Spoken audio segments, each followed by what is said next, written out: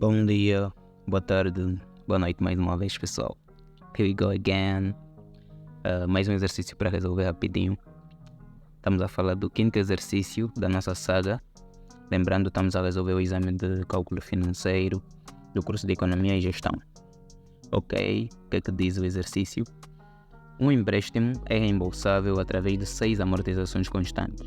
Sabendo que a primeira prestação é de 800 mil unidades monetárias e que os juros pagos no fim de 4 períodos ascendem a 150 mil unidades monetárias, determine a linha A, o montante do empréstimo, a linha B, taxa de juros do empréstimo, a linha C, segunda prestação, a linha D, determine o montante relativo aos juros pagos entre a primeira prestação e a segunda prestação, ambas inclusive a linha E, as duas últimas linhas do quadro de amortizações, pessoal. Lido o exercício, vamos fazer uma análise superficial. Sabemos que, pelo fato de se mencionar aqui amortizações constantes, leva-nos a concluir que estamos diante do SAC, Sistema de Amortizações Constantes. Pronto, então, estando diante do SAC, vamos dar uma olhada para o formulário desse sistema de amortizações, né? Pronto, um formulário reduzido, não abrangente. Não vamos considerar todas as fórmulas desse sistema, mas vamos considerar o maior número que pudermos. Então, em termos de formulários, temos aqui simbologia é algo muito subjetivo, muito relativo, muito variável. Essa é a simbologia que adotamos. O que é que significa cada uma dessas variáveis aqui na fórmula? Temos aqui à direita, pessoal. M é o valor de cada amortização. Periodicamente vamos pagando um valor constante para amortização. PK é o valor da prestação de um período qualquer. As amortizações constituem a prestação, né? Já vimos que a prestação é a soma entre a amortização, que é a parcela de reembolso de capital, e o juro, que é o custo pelo uso dessa parcela de capital. Ok, a prestação de um período qualquer, aqui vamos designar por PK. JK é o juro de um período qualquer. PJ é a prestação de outro período qualquer. JJ é o juro de outro período qualquer. CK, valor em dívida no final de qualquer período, ou seja, depois de pagarmos a amortização do respectivo período, o que resta por se pagar é o nosso CK. O que resta de dívida, né, de valor em dívida, é o nosso CK. O nosso C0 é o valor do empréstimo, o valor do capital cedido, o valor do capital inicial. N é o número de prestações ou o número de amortizações também. K, um período qualquer. J, outro período qualquer. Então, analisado o formulário, pessoal, vamos para a extração dos dados, análise e extração dos dados. Nice. Um empréstimo é reembolsável através de 6 amortizações constantes. Pessoal, as amortizações são constantes? SAT. E são 6. Então, quer dizer que nós teremos 6 amortizações ou 6 prestações. Já vimos no formulário que o N trata-se do número de amortizações, né? Ou do número de prestações. Então, vamos aí adicionar essa informação aos dados. N é igual a 6. Cool, what else? Sabendo que a primeira prestação é de 800 mil unidades monetárias, então, pessoal, esse é o valor do P1, 800 mil unidades monetárias. Boas. E que os juros pagos no fim do quarto período ascendem a 150 mil unidades monetárias, ou seja, o juro referente ao período 4 atinge 150 mil unidades monetárias. Então, vamos acrescentar mais uma informação para os nossos dados. Boas, feito isso, dadas essas informações, solicitamos a linha A determine o montante do empréstimo. Antes de tudo, vamos analisar em termos de diagrama. Não há complexidade, não há necessidade, mas vamos a isso, pessoal. Nós teríamos no momento 0 o valor do empréstimo e depois teríamos a primeira prestação no final do momento 1. Por que seria no final do momento 1 e não no início? Não disseram que são antecipadas, assumimos que adotam um comportamento normal. Então, prestação 2 no final do momento 2, prestação 3 e por aí vai. São 6 prestações, pessoal. Reparem que não nos disseram qual a periodicidade da aplicação, né? Se são meses, se são trimestres, se são quadrimestres, se são anos, se são biênios, não nos disseram. Então, estamos a trabalhar assim, relativamente a isso, às cegas. Porém, em termos de diagrama, teríamos isso. Great, na linha solicitam-nos um montante do empréstimo, mas pessoal, será que tendo em conta esses dados apenas e tendo em conta as fórmulas, nem vamos usar todas essas fórmulas, não nos assustemos. Vamos usar as que forem convenientes, né? As que permitirem o uso, tendo em conta os dados que temos. Ok, mas será que com esses dados e tendo em conta essas fórmulas, nós conseguimos resolver o exercício? Conseguimos sim, se é um exercício dado, é um exercício resolvível, pessoal. Então, o que temos que fazer é simplesmente jogar com as nossas variáveis ou abusarmos das propriedades do SAC, do Sistema de Amortização Constante. Reparem que isso são leis, pessoal. As prestações seguem uma lei, os juros seguem uma lei. As prestações e os juros variam em progressão aritmétrica, pessoal. Então, são leis matemáticas.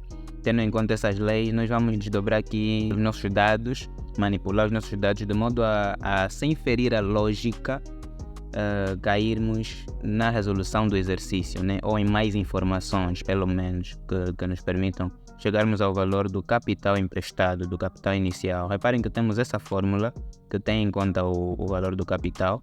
Temos também essa fórmula que tem em conta o valor do capital inicial e pronto, seriam as fórmulas que usaríamos. Porém, essa fórmula, a primeira, demanda o número de amortizações ou de prestações, de facto temos, são 6, porém também demanda o valor das amortizações, isso não temos nas nossas informações. Ok, a segunda demanda o valor das amortizações, um período em causa e o capital em dívida no final do período em causa, e nós não temos isso nas nossas informações. Então, por essas fórmulas que, tendo em conta o SAC, são todas que envolvem o capital inicial, não chegaríamos ao resultado, pessoal. Então vamos analisar uma coisa. Nós temos aqui algumas leis. Essa, por exemplo, o juro de qualquer período é igual a juro de outro período qualquer, né? Menos K menos J, ou seja, o período K menos o período J vezes a amortização vezes a taxa, o valor da amortização vezes a taxa. E temos também, por consequência dessa fórmula, temos essa. Aqui o juro J é o nosso juros 1. Então, o juro de qualquer período seria igual ao juros 1 menos K menos 1, que seria o que é o nosso J nesse caso, vezes a amortização vezes a taxa, o valor da amortização vezes a taxa. Nós temos o juro 4, é 150 mil unidades monetárias. Tendo em conta isso, nós podemos tentar alguma coisa com esse dado. A resolução do exercício fica muito mais fácil se usarmos as fórmulas que têm em conta a maior parte dos dados que temos. Então, até aqui, pessoal, a fórmula que tem em conta uma parte dos dados que temos, né? Não são muitos, são 3 apenas. É a fórmula do juro para qualquer período. O juro para qualquer período é igual a juros 1 menos K menos 1 vezes a amortização vezes a taxa. Então vamos copiar aqui essa fórmula, pessoal, e vai servir como base para a resolução do nosso exercício. Sabemos que o juro que temos é o juro 4 e, tendo em conta a fórmula, o que será o nosso juro 4? Será igual ao juros 1 menos K, que é 4, o período do juro em causa, menos 1, que é o período do outro juro em causa, vezes a amortização vezes a taxa de juro. Pessoal, nós temos o valor do juro 4, vamos substituir.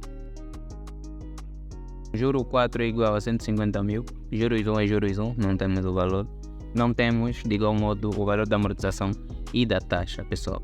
Mas existem algumas análises aqui que podem ser feitas tendo em conta essa base de cálculo. Por exemplo, aqui é igual à amortização, pessoal. Sabendo que a amortização é igual ao valor inicial, valor do empréstimo, a dividir pelo número de prestações ou de amortizações, ou N, nós podemos substituir essa expressão. Por que substituir essa expressão? Porque nós substituímos uma variável que não temos, que é o M, pelo seu correspondente que tem em conta um dos dados que temos, que é o N. Então, se a amortização é o valor do capital inicial, o valor do empréstimo sobre N, e nós temos o N, por que não substituir? Então vamos lá, onde tem M, vamos colocar essa expressão, pessoal. 150 mil é igual ao juros 1 menos 3 vezes o valor do empréstimo a dividir por 6 vezes a taxa de juro. A taxa de juro é outra variável, pessoal. Não temos. mas existe uma expressão correspondente que facilitaria o desdobramento e a análise desse exercício. A ideia é reduzir o número de variáveis. Nós temos aqui juros 1, valor do empréstimo, ou capital inicial e taxa de juro. Pessoal, se pudermos transformar uma outra variável aqui numa que tem em conta uma delas, uma das variáveis já existentes, por exemplo, transformar a taxa de juro em uma variável que tem em conta os juros 1, a coisa ficaria muito mais simples. No lugar da taxa de juro, teríamos uma expressão que tem em conta os juros 1 e reduz o número de variáveis. Então, nós sabemos, pessoal, que independentemente do exercício, independentemente da aplicação financeira em causa, o juros 1 é sempre o capital inicial vezes a taxa de juro.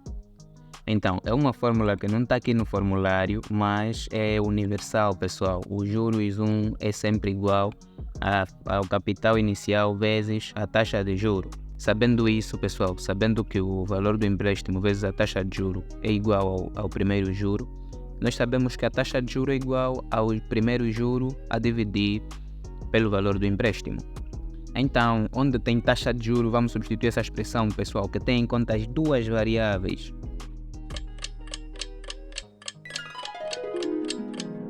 Pessoal, cá estamos nós, olha, conseguimos reduzir o número de variáveis.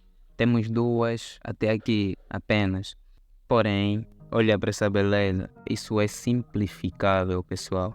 O 3 e o 6 também pode ser simplificado e ficamos apenas com juros 1 como variável. Pessoal, simplificando o capital inicial, nós temos que 150 mil unidades monetárias é igual a juros 1 menos 3 vezes os juros 1 sobre 6. Desdobrando, pessoal, temos que juros 1 é igual a 300 mil unidades monetárias. Ok, juros 1 não é o que se pede na linha A, pessoal. O que se pede na linha A é o montante do empréstimo. E para se calcular o montante do empréstimo, precisamos do quê? Precisamos, pelo menos, da amortização, tendo em conta a primeira fórmula. Ou seja, a amortização é igual ao montante do empréstimo a dividir pelo número de prestações. Então, já temos o número de prestações, beleza. Se tivermos a amortização, teremos o montante do empréstimo. E não temos a amortização, mas já temos pelo menos os juros 1, pessoal. Temos os juros 1 e temos a prestação 1. Nós sabemos que toda prestação é igual a juro mais a amortização, ou seja, a prestação é igual ao juro do período mais a amortização do período. Essa fórmula também é outra que deve ser tida em conta. Então, sabendo que a prestação de um período é igual à amortização, que é constante, mais o juro deste período, temos que prestação 1 é igual à amortização mais os juros 1. Temos o valor da prestação 1, temos prestação 1 é igual a 800 mil unidades monetárias e temos também o valor do juro, juros 1 é igual a 300 mil unidades monetárias. Tendo isso, pessoal, temos o valor das amortizações. O valor de cada amortização é igual a 500 mil unidades monetárias. Por que estávamos atrás do valor das amortizações? Porque a linha A pede o montante do empréstimo. Então, como é que sabemos o montante do empréstimo? Que fórmula usar? Temos várias, pessoal, mas a mais simples, a que tem em conta a maior parte das informações que temos, é a primeira. A amortização é igual ao valor do empréstimo a dividir por N. Então, temos N, 6, temos valor das amortizações, 500 mil unidades monetárias, temos valor do empréstimo.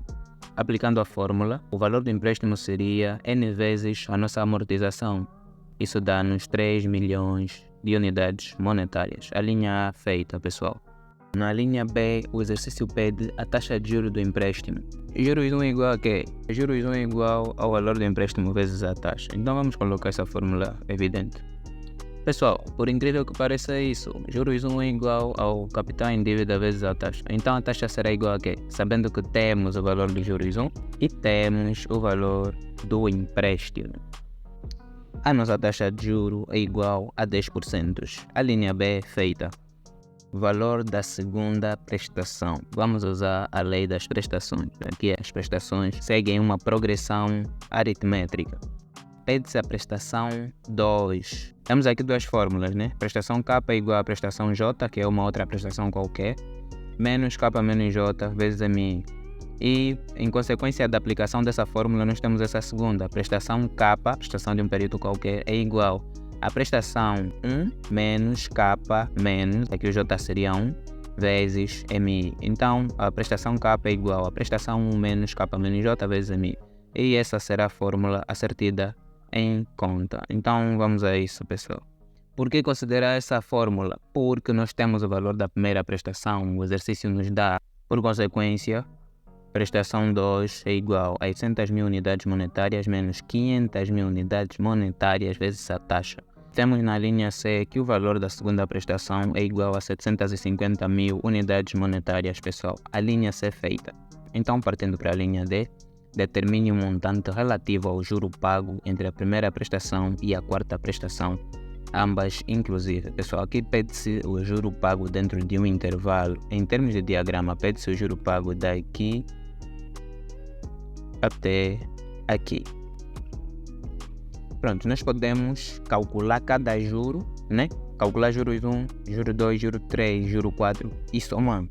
Ou podemos aplicar uma fórmula que nos permite saber o juro produzido dentro de um intervalo, incluindo os extremos desse intervalo. Ou seja, o juro produzido dentro de P1 e P4 seria P2 e P3, mais a linha pede que incluamos os dois extremos também, ambas inclusive, então elas duas também têm que fazer parte da soma. Para atender a este pedido, temos aqui duas fórmulas.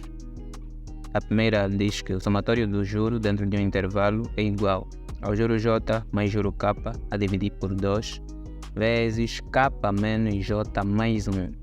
Isso é o número de juros que estariam dentro desse intervalo. Ou, em consequência da aplicação dessa fórmula, teríamos juros 1 mais juro K sobre 2 vezes K.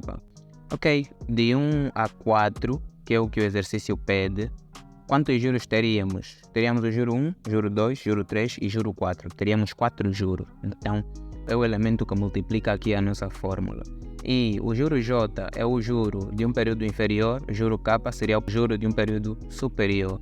E a aplicação dessa fórmula nos leva ao somatório dos juros produzidos dentro de um intervalo, incluindo os extremos desse intervalo. Podemos fazer a aplicação prática e achar o valor e fazermos o cálculo de cada juro para ver se é efetivamente o valor. Então, pessoal, o somatório dos juros dentro desse intervalo seria o juros 1 mais o juro 4 sobre 2 vezes 4. Temos o valor dos dois juros, sabemos que o juros 1 é igual a 300.000 unidades monetárias e o juro 4, inclusive dado pelo exercício, é igual a 150.000 unidades monetárias. Great, temos então que a soma do juro produzido entre os juros 1 e o juro 4 e os dois juros inclusive é igual a 900.000 unidades monetárias. Existe outra forma de fazer isso? Claramente, há sempre, pessoal, há sempre. Então, esse somatório seria nada mais nada menos do que juros 1 mais juros 2 mais juros 3 mais juros 4. Temos juros 1? Temos. Ok, faltaria-nos o juro 2 e o juro 3, mas também temos aqui a lei dos juros. Tendo um juro qualquer, você pode encontrar outro juro qualquer, isso aqui. Tendo juros 1, podemos encontrar juro 2 através dessa fórmula. E tendo juro 2, ou juro 1, ou juro 4, podemos encontrar o juro 3 através dessa fórmula. Desafio-vos a encontrar, pessoal.